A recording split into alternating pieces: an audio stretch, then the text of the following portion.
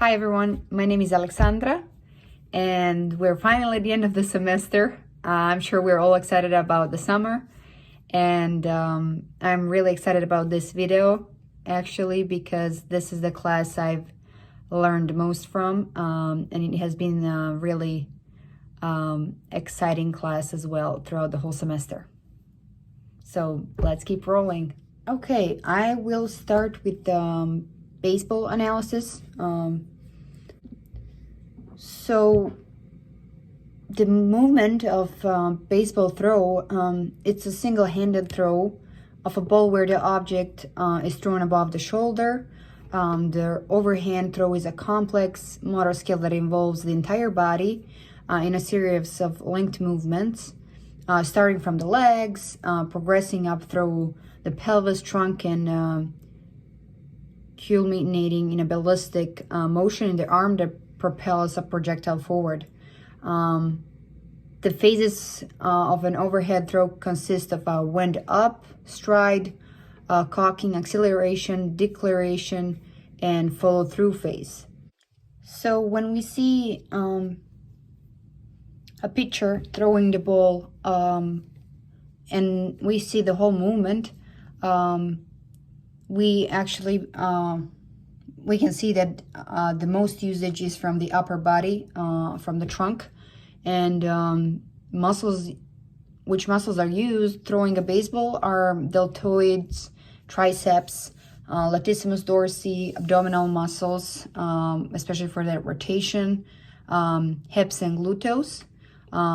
Shoulder motion uses glenohumeral, scapulothoracic, and acromioclavicular and sternoclavicular bones in this movement. And if you look at the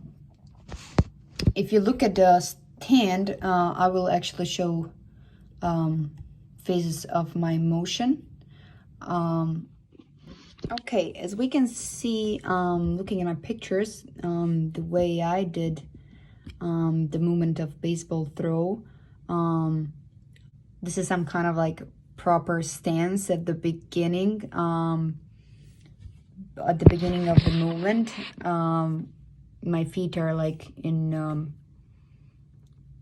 width of my shoulders, having my arms forward holding the ball, and as we move to the next motion, I kind of went up and backwards with my arm because I'm right-handed, and winding up my knee in approximately of 90 degrees, where I went up,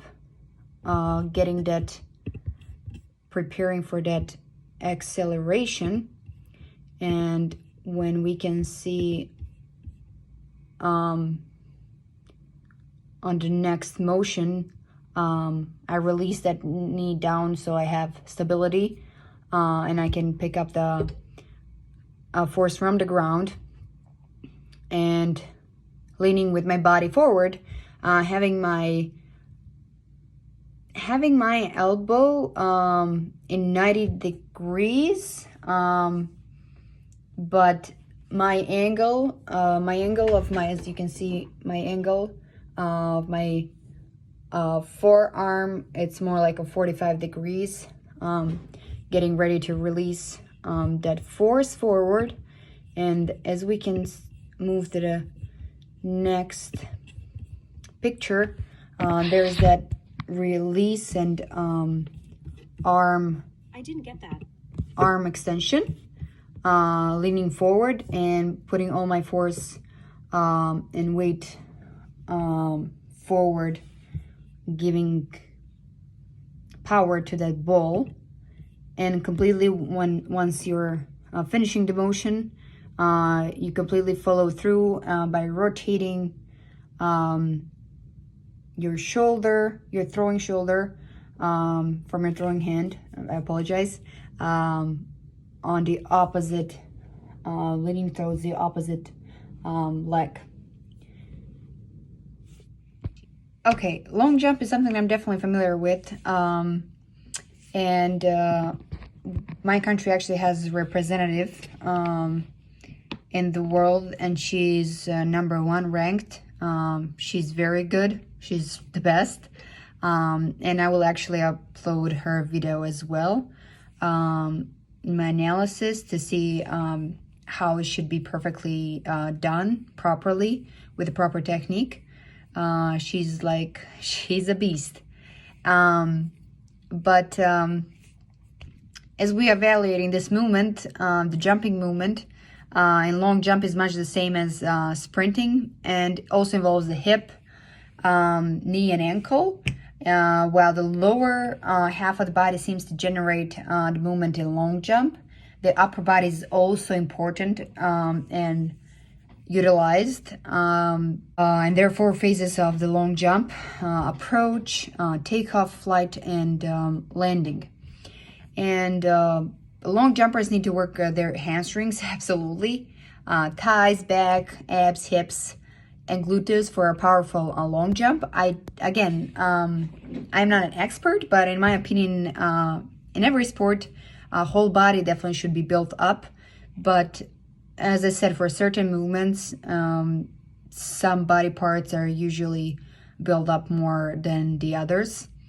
And as I already mentioned, a strong core helps long jump maintain the body control in order to utilize all the muscle power throughout the body. And neurological properties, the cerebellum is more generally involved in coordination in most of the sports, including long jump, and the timing and accuracy of movements is also controlled by cerebellum. So as we look at my picture, first picture, my approach doesn't promise much, but definitely should be more stable and more eager for that acceleration from the ground and jumping up and forward. So you can swing hard with your arms. I think definitely in my case, approach should have been better. Having my arms actually 90 degrees and giving that power to the whole movement right before accelerating from the ground. But once we check out the next motion, I think based on my research again, and as much as I'm familiar with it, I should not have been leaning forward as much as I'm leaning on this picture. I do have that arm drive, and again, the knee has to be lifting up, and so it can give that swing. Same with the arms, it can give that swing forward and taking off. This picture seems pretty decent for someone who doesn't do long jump. I believe so. Definitely that arms in the air 90 degrees and having that swing with arms, it's gonna help your long jump, so you can give it that power to be as long as possible, as we always want to improve and push our limits. Same with my legs, hanging in the air, and after this movement we can see that they're leaning forward. But my landing was definitely different than regular landing, because I am not professional. I think long jump landing, obviously we know that it's supposed to be, we are supposed to be landing on our gluteus area, gluteal area, but in this case that's not happening. Otherwise it should be, and but for especially the landing, as I said, core muscles are very important once landing happens, because we want to make the best result we can make, and those core muscles are helping us not leaning backwards once we make that landing. Okay, when we move to soccer kick, that's definitely, soccer is one of my favorite sports, and I really enjoy watching it. I enjoyed playing it when I was a kid. My brother is a soccer player, so I really love soccer. And soccer kick is characterized by a proximal to distal motion of the lower limb segments of the kicking leg. And angular velocity is maximized first by the thigh, then by the shank, and finally by the foot. Proper form is approach the ball, place your plant foot and back swing strike the ball, and follow through. So what kind of muscles and bones we use in this movement and that are required the most? And the flexion of the arm at the elbow, biceps curl, and the primary mover of agonist is the bicep, and in an extension of the leg at the knee, kicking a soccer ball, the primary mover is the quadriceps. And I think we, when we watch soccer, when we watch soccer and look at the professionals, obviously even the college players and younger adults, their quads are very built because obviously this sport requires, again, as I said, I think the whole body should work together, but some parts have to be built up more than the others. Some of the things I can definitely improve for my performance, actually, I can strengthen my lower leg and quad muscles to assist in gravitational force and planting into the ground with stability for maximum performance. Definitely, I can strengthen my core muscles to reduce sway momentum of my hips before required rotational force. And I can do more stretching to allow for more range of motion in the kicking leg. And range of motion has definitely affected my performance. It negatively affected the kick due to lack of flexibility of the hamstring muscle. I did not warm up properly before kicking the ball, and so hamstring muscle was tight and not able to fully exert the optimal movement. It is very important to keep the arm out of the shoulder height, and when it preferably moving in an RC motion during the kick, the kicking action or follow through should always remain the same, especially in the static kick.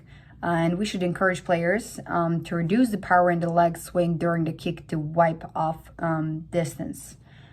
And I could definitely improve by exercising balance, practice straight line running with the hips squared.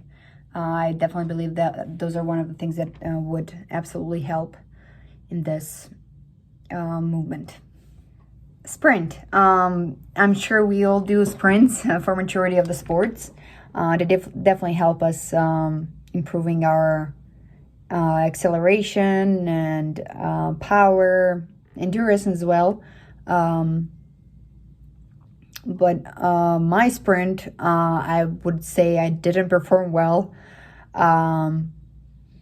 Sprinting involves a quick acceleration phase followed by velocity maintenance phase. As they reach their maximum velocity, the torso straightens out into upright position. And the goal of sprinting is to reach and maintain high top speeds to cover a set distance in the shortest possible time. And 3 distinct phases drive maximum velocity and maintenance. And most speed experts agree that the hamstrings are the most important sprinting muscle in the air, where areas, the gluteus maximus is the most important sprinting muscle on the ground. And finally, the quads, which raise the leg and propel the athlete forward. The quadriceps work in conjunction with the hamstrings as the most important coordination pair for sprints. And the quadriceps pull the legs forward for fast bursts of running. The stronger the quads are, the faster your legs will pull your body forward, and the faster you will be able to sprint. When we look at my picture, I did not have a good start. We can see actually arm momentum was good at one of the pictures, but majority of the time I actually have my arms kind of like I'm throwing them sideways. They should really help out the sprint and the speed if I'm keeping them like 90 degrees and having them in the rhythm with my whole body and legs, which I wasn't actually doing. And that's something I definitely should be working on. Some neurological properties, sprinters and explosive athletes recruit larger motor units, type HA and lib muscles fibers because on the high intensity demand. The training load requires near maximum contraction to perform the exercises in a short time span, so the high intensity demand uses synchronous firing. And what it actually means, it's a high percentage of the type 1, HA and lib motor units are and contracted at once for maximum force production. I did not know this, but I'm actually glad that I'm doing this analysis now, because definitely it's helping me out to learn new things. Some of the things that we can establish a proper technique during the upright sprinting, the posture should be tall, as I already said, with the head, neck and shoulders directly on top of the hips. Anything more than a very slight forward lean will move everything out of position. And the shoulders are relaxed and down. And that allows foot placement and force application to be vertical. And being rocking at the waist of leaning too far forward will just drastically reduce your ability to apply force straight down to the ground. Less vertical force, it's slower sprinting. Thank you, everyone.